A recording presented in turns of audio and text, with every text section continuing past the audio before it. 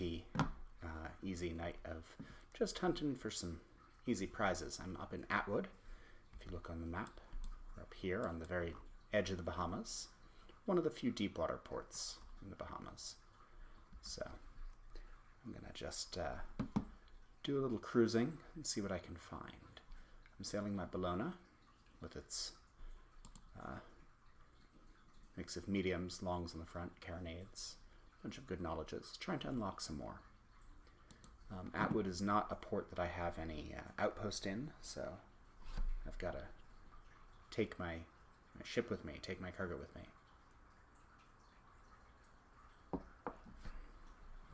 I'm also thinking about maybe doing a little pedagogical stuff. Ooh, that's a trader's snow headed right for me. But that's a Le Gravon. I'm going to head out to the Gravon. The trader's snow is beneath me. So yeah, I was thinking of doing a little pedagogical stuff, talking about rigging and sails. So I may do that while I head out to that merchant ship. Well, it'll be easier if I don't have my sails up, perhaps, but let's try this. So we have a number of things here. We have masts, we have yards, both of those collectively are spars. We have rigging, which consists of standing rigging, which is rigging that does not move. That, in turn, is subdivided into shrouds and stays. And then we have running rigging, mostly halyards and sheets. And I'm probably going to continue this soon because I am fast coming up on this prey. And it'll be hard to talk about rigging in a battle. Let's stop ourselves more or less. Maybe bring it to bear. All right. I'll start all that again, I suppose, once I've resolved this little bit of piracy. Well, yeah, I've got 30 seconds. Let's talk about it real quick. So, the masts are the upright bits. From the back, we have the mizzen. In the middle, we have the main. And in the front, we have the fore. And then we have the bowsprit sticking out in front, which is kind of like a mast, but it isn't really one. All of the ropes you see here are rigging. The ropes going between the masts are stays, and the pile of ropes on the sides of the masts are shrouds. The shrouds keep them from moving side to side.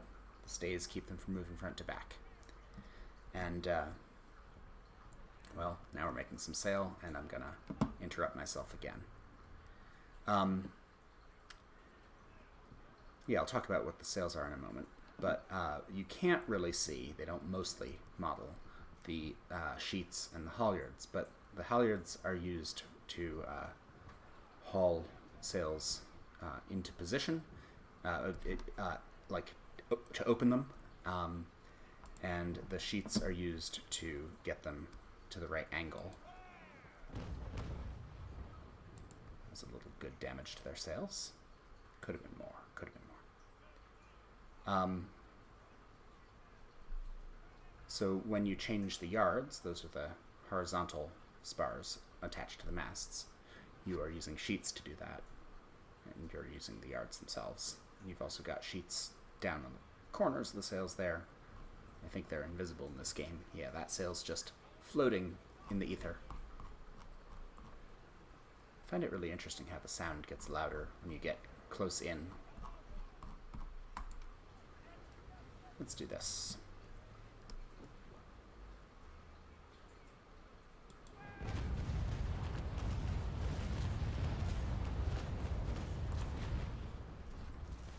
That was a good bit of damage. The thing about merchant ships like the Gravon is that they will always run, not try and fight you when they're an AI, which is a little frustrating sometimes. But they tend to carry good prizes, especially Gravon. Good cargo to take. So I'm probably going to sink this because I'm trying to get as much XP as I can, but I'm also going to try and loot it for all the cargoes.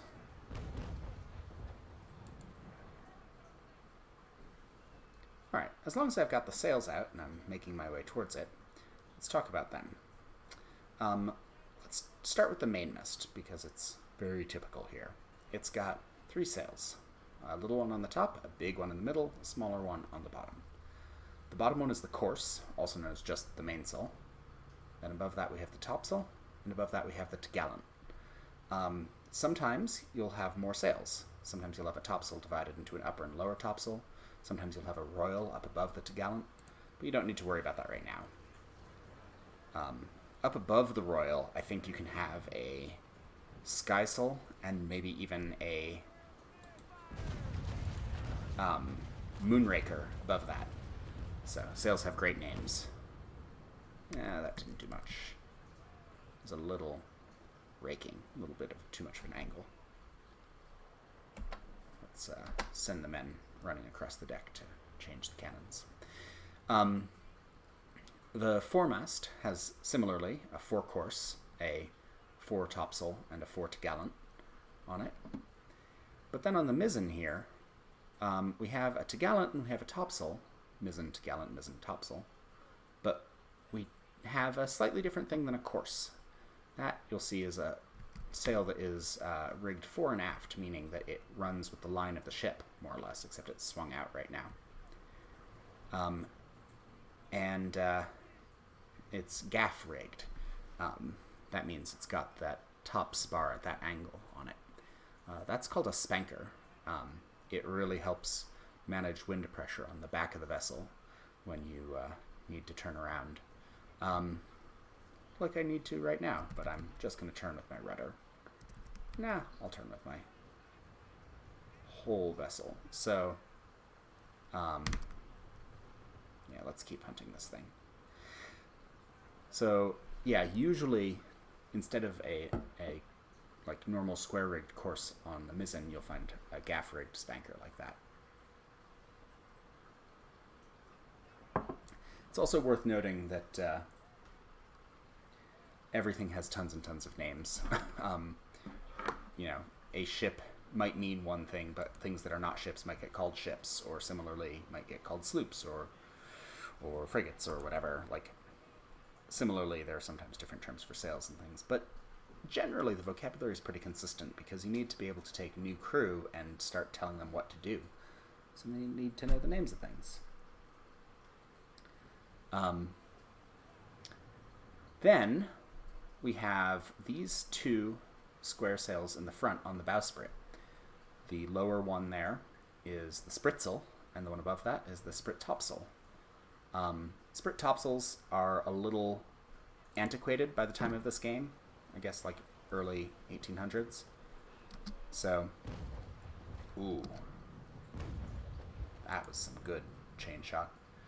Sprit topsails put a lot of pressure on the bowsprit that might otherwise go to those triangular sails between the foremast and the bowsprit.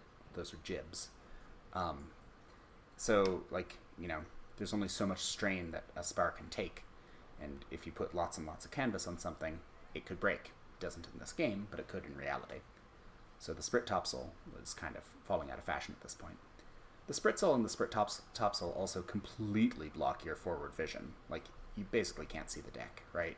If you're on the deck, you can't see forward because there's all this sail in the way. Let's rake them again.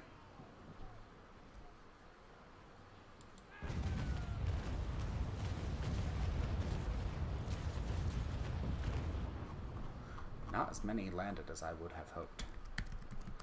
Alright, let's turn this thing. So yeah, we'll talk about the sails that run fore and aft now. That is, in the line of the ship. So we have these 3 jibs on the front. They each have names, but you don't need to care particularly. We have these 2 between the foremast and the mainmast. Those are staysails, as are these 2 between the main and the mizzen. You have your upper and lower 4 staysails and main staysails, I think, but I'm not really certain on that. Need to brush up on my staysail vocabulary. They help this move into the wind. So the way that ships move into the wind, like I'm doing right now, just a little into the wind, is kind of magic. It has to do with the... Ooh, wow, that was a good volley. It has to do with the interaction of the two fluid media that the ship travels through. So wind hits a sail, and that exerts force to move in the direction that the wind is pushing it, right? But that force gets translated down into the keel, which is below water, and the keel meets a lot of resistance from the water, and so it starts slipping sideways in the direction of the least, hydrodynamic resistance, which is forward. So even if you're facing upwind a little bit, the wind hitting your sails will push you a little bit forward. That happens more with fore and aft rigged sails, but those don't provide quite as much force. So a big ship like this is mostly square rigged. Let's get another shot in here.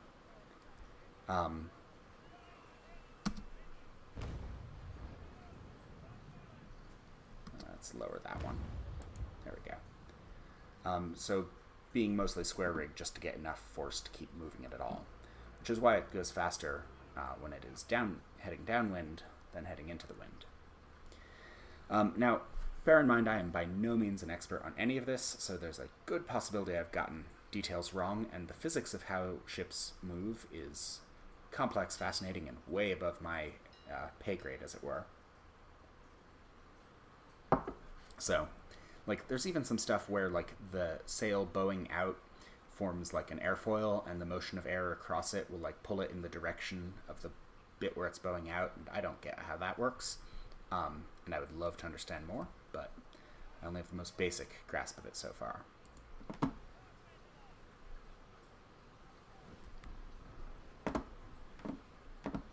Let's bring us round.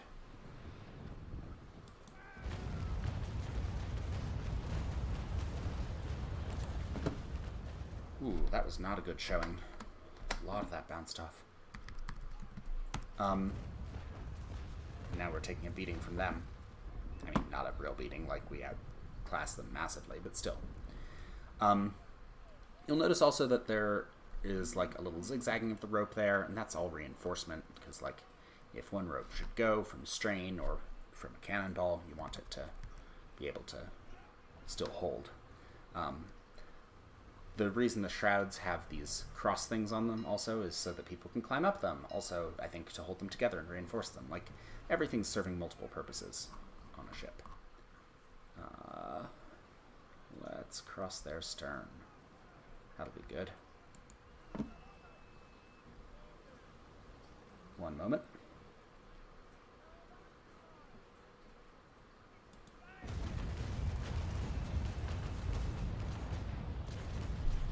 Ooh, a lot of that missed. I'm not having the best luck with this right now. Maybe because I'm focused on talking about sails. So, the top spritzel there, as I said, went away as you got more jibs. And jibs provide better, force for moving upwind, which is good for maneuverability, range of motion, as it were. Whereas the spritzel provides mostly just a little extra force moving downwind. Like I'm doing right now, running straight with the wind, which is actually a little bit slower than being a little bit off the wind. But it'll do. And that has to do with physics I really don't understand. Come on.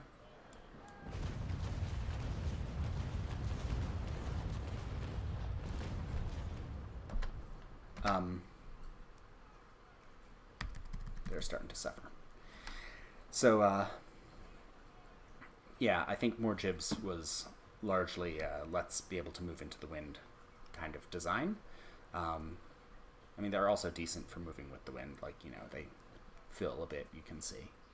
But they really are great when you want a wing to move you forward through the airfoil effects I was describing before. You see them on smaller, fore and aft rigged boats, especially. Let's see, what else do we have here? We've got the trucks. Those are the areas where the masts join, you'll see that the lower part of the mast is one piece, and then there's this whole contraption, and then there's another piece that's set a little bit in front of it. So, like, you didn't have to find a single tree that was big enough. Instead, you could set one mast and then a little bit more of a smaller mast and a little bit more of a smaller mast, which is good.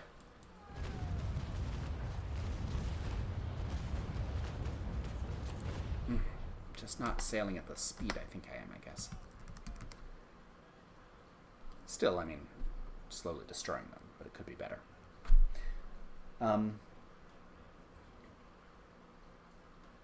So,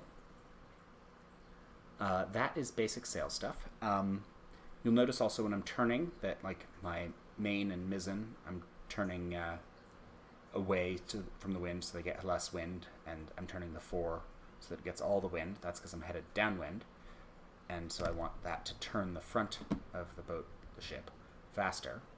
So I'm just managing wind pressure. Putting more wind pressure on the front will swing it around.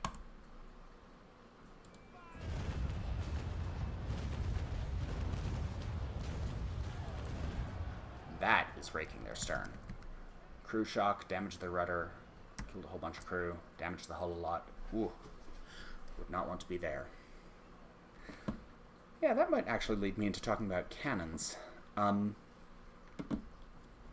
don't know much about cannons. They're far from my specialty.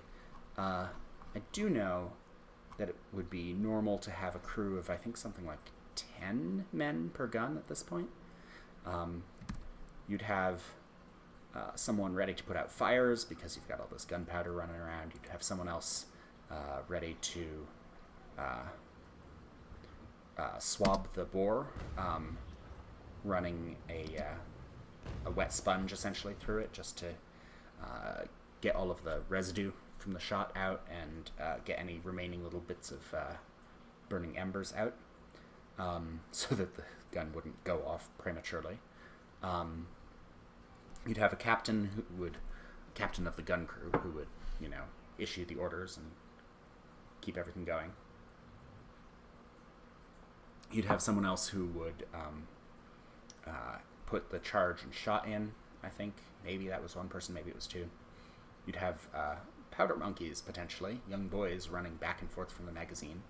In the time it took to clean the gun, they would get a new charge, maybe new balls, I don't know. Balls were pretty heavy. I think they were just carrying the charge. One more shot on this.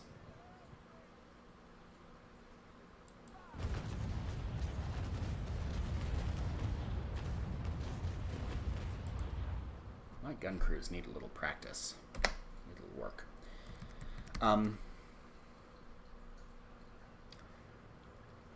And then the gun would be on a carriage, which, as you can see there, it's got ropes, it's got wheels. I mean, obviously they're only simulating like one person per gun, but you would actually have a bunch. And the ropes would catch it as the recoil sent it flying back.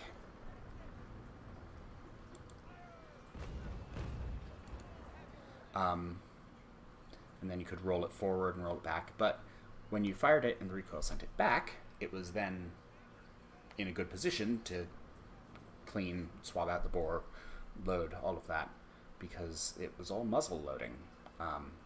Earlier cannons, like those on the Mary Rose, would be sometimes, I think the Mary Rose's first cannons, not the ones it had when it sunk, were breech loading. But you couldn't stuff as much explosive power into a breech loading gun at that point, so they were essentially necessarily weaker, even though they were easier to load and clean. So they moved to muzzle loading until early 19th century, I guess, a little bit later than this game is putatively set.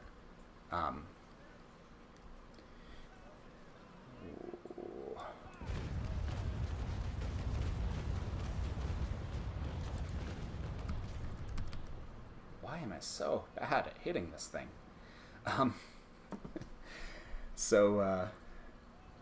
Yeah, you'd have the rest of the 10 or 11 men on a gun would be there just to move it.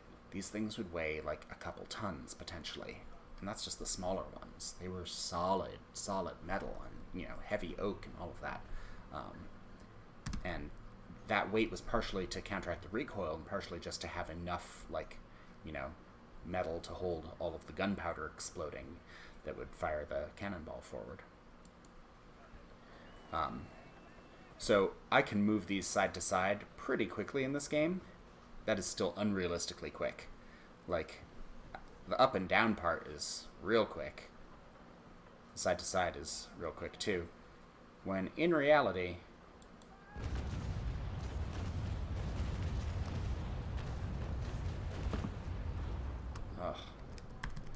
still a lot bouncing off. When in reality, you would have, like, you know, wedges and levers and would just be, like, hauling this thing around as a team and trying not to get your feet crushed and, you know, thus amputated, because that was the state of medicine at this point. There is no glamour in it. It is truly horrific, and I'm much happier to be dealing with a simulation of it than anything approaching the reality. Slowly shredding their sails. Let's just go forward. Get up broadside in, I guess. Broadside to broadside. I can take the shot. I mean, they have not hit me much, and most of it has bounced off anyway. That's another stern rake opportunity, though. Too good to pass up.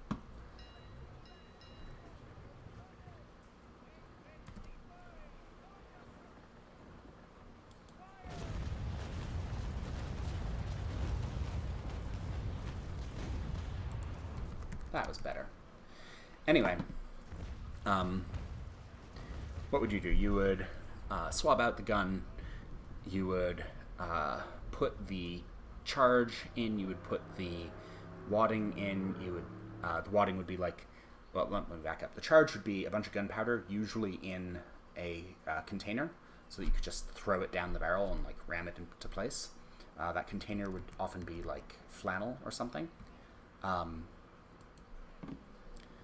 That flannel is part of what you would be swabbing out when you swabbed out the barrel, because oh wow, destroyed their pump, really slowing them down. So the packet of flannel full of gunpowder would blow up, and there would be little bits of burning flannel in there, so that's part of what you'd have to clean out.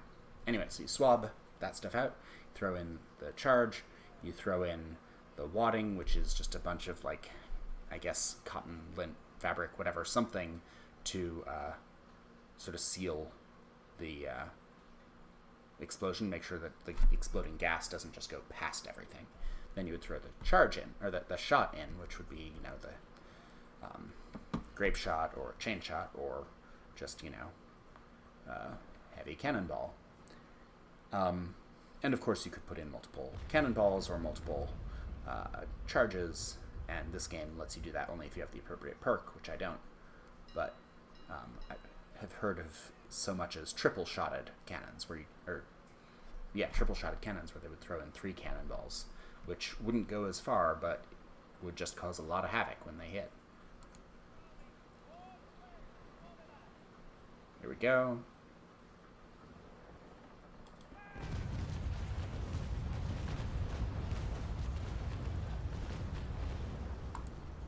That's a stern rake. Man, I've been at this for a while. This Griffon does not give up.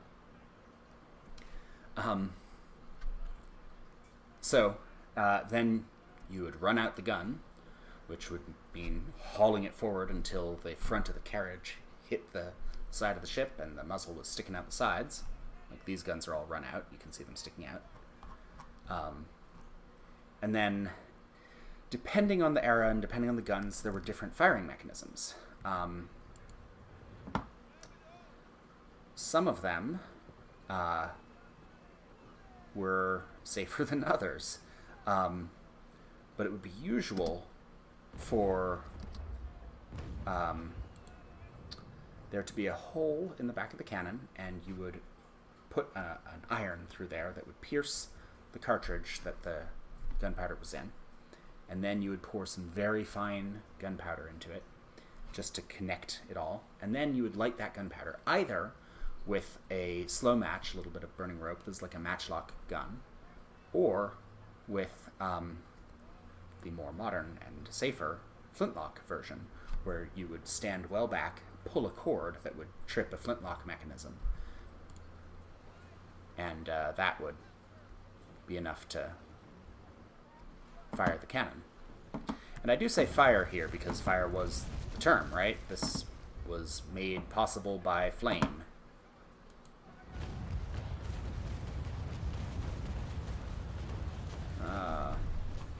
That broadside went a little high, unfortunately, because I'm healing over 4 degrees, which can make a surprising difference, right? You see my guns are like well out of the water, and on the other side, they're a lot closer.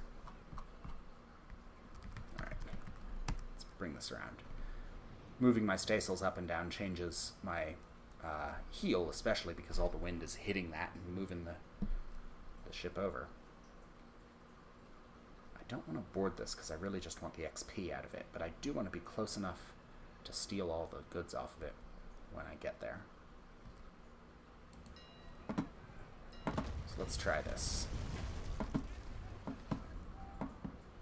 No, I can't bring my reticule lower than this because of the heel. Now the heel's less because of the waves, and I can bring it low, but the waves are going to move it right back up again without me moving the mouse. So it goes. Alright. Now I'm turning upwind, which means I'm taking my main and mizzen and getting all the wind, pushing them back into the sails, and turning the foremast away so that the wind will spin the back of the boat around, back of the ship around. Which will also slow me down a lot.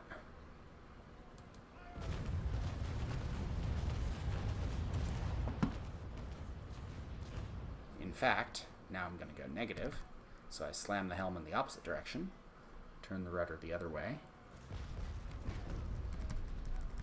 Oops, except I hit the wrong button and I was changing my sails, not my rudder. There we go, you can see the rudder moving. So as I'm getting pushed backwards from the foremast especially, I get to adjust my direction the way I want it to go with reversed rudder, like backing up a car. And now I'm going to make my way forward again, a little bit too close into the wind. I won't go fast, but at least I'll get a broadside on them. And without much heel, I think, which is nice.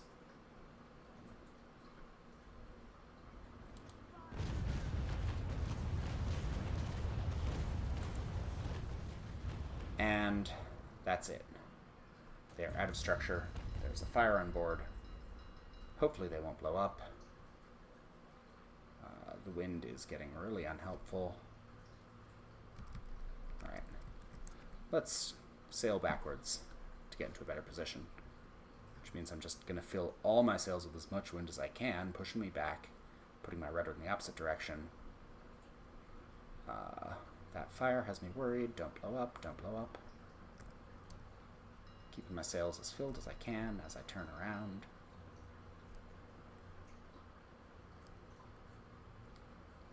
And maybe I'll be able to steal goods from them.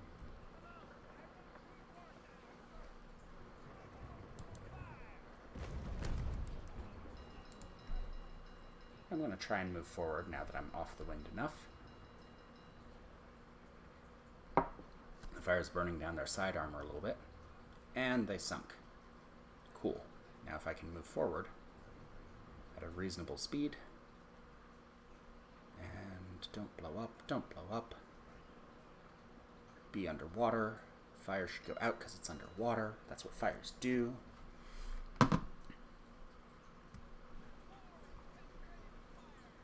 That does not look good. Does not look good. Loading up my opposite broadside for no reason because there are no other ships here. Alright, now I'm going just a little bit too fast. I want to make my sails be actively unhelpful to slow me down. There we go. Close enough. Fox fur. Silver. Ugh, come on. Fox fur. Silver. Ugh, why is it interrupted? Oh, because I'm actually moving away now. Don't be moving away.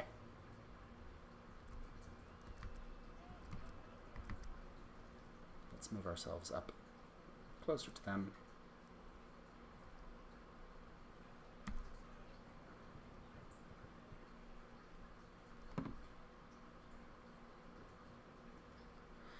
Oh, alright. Sorry. This is always the hardest part of piracy. Getting close to the ship you sunk and stealing their stuff.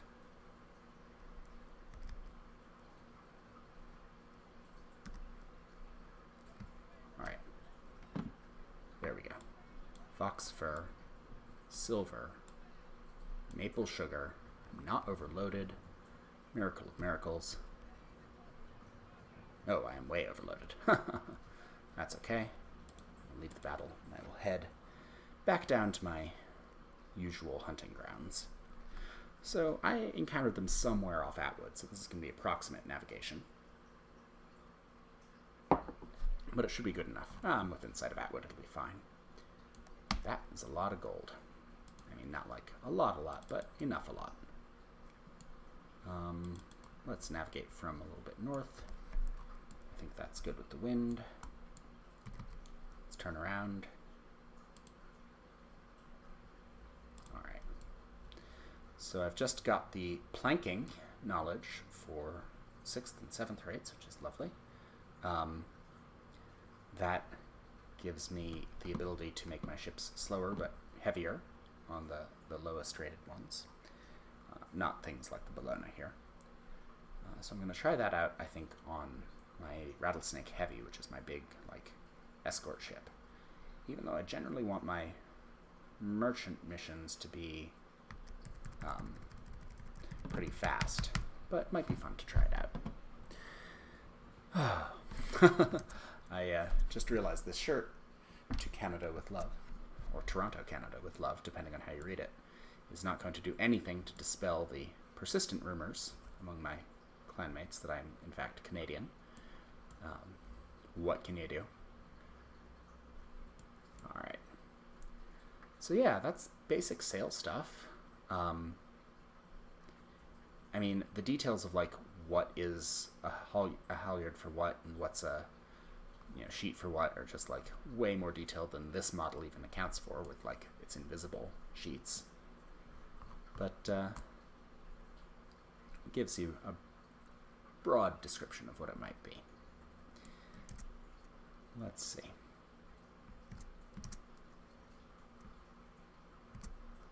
Ooh, fishing stopped. Ship is overloaded. That's because I'm full of stolen goods. Let's just at least gut our grouper. Toss some fish bones over the side. I mean, I'm still way overloaded, but close enough. Alright, sailing down the side of Atwood. We'll have a pleasant wind. In this game, they don't really model the wind in much detail. On the open world, it just goes around in a circle. I think it does the same in a battle instance, but at a different rate. It always blows at the same speed. So that's one of the reasons. Let's talk about why you don't just have one giant sail on a mast. Part of the reason is you want your mast to be really tall, because there is more wind up at the height of your topgallants or even your royals than there is down at the bottom. So you have a smaller sail up there, and it's not providing as much force, especially because that force is translated through a mast, and if you put as much force on the top as on the bottom, the mast would snap. But it's at least providing a little force up there, so you can set your topgallants when there's relatively little wind and still get a little motive force. Now, that's why it's big. Why isn't it one sail? Well, for a bunch of reasons. One, you want to be able to reef them separately, so, like, maybe you don't want your to gallants or whatever. Well, that just reefed my mizzen, which is not quite what I wanted to demonstrate, because they don't give you quite the level of granularity in this game that you would have in reality.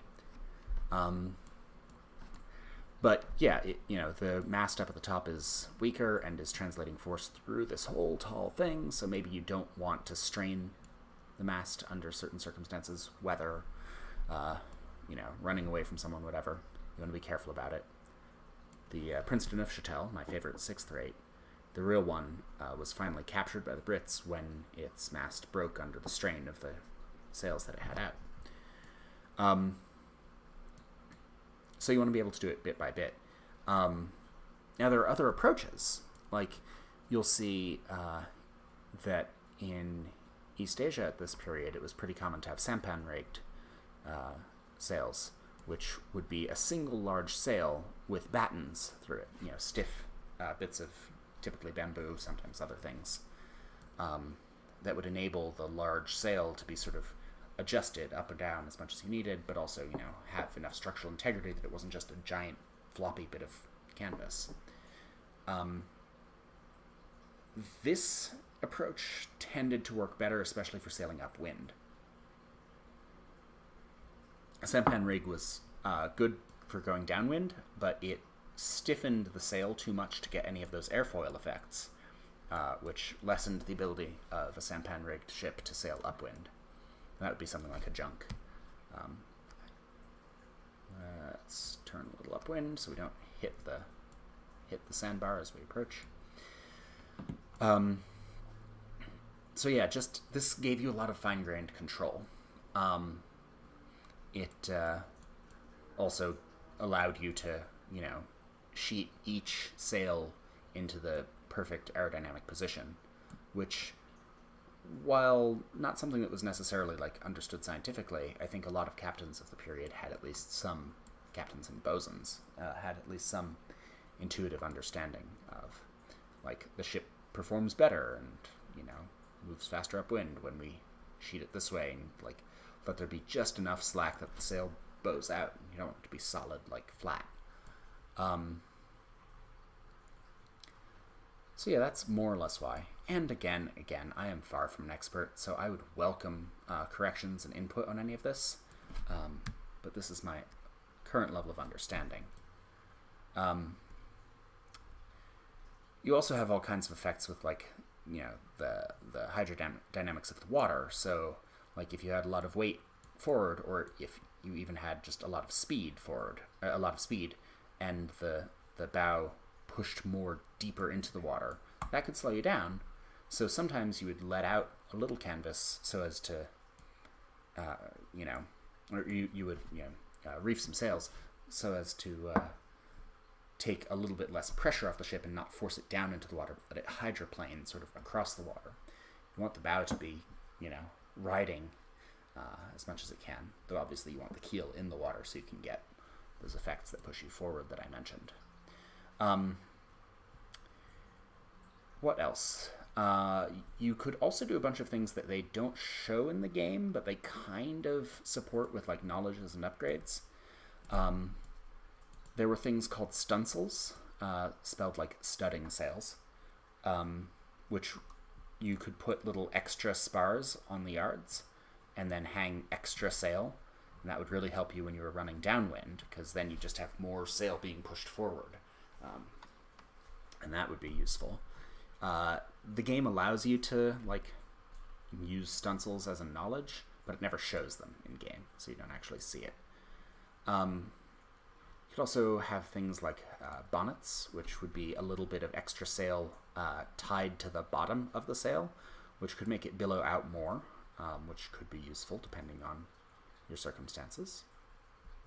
Sailing upwind. Slow. So lots of ways to sort of adjust things. Now bear in mind, all of this is hemp rope and typically cotton or maybe hemp canvas for the sails. The more time you have wind blowing into it, the more it would get sort of tattered just on its own, regardless of chain shot or whatever. And then more wind would effectively be going through the holes in the fabric, and you would sort of lose efficacy. There are lots of ways that ships spending too much time at sea, did not mean to refill my sails. Lots of ways that ships spending too much time at sea would start to degrade. Barnacles on the hull, damage to the canvas like that. So, high quality canvas, high quality ropes, because a hemp rope has some elasticity to it. So you can't sheet things home quite as precisely with it.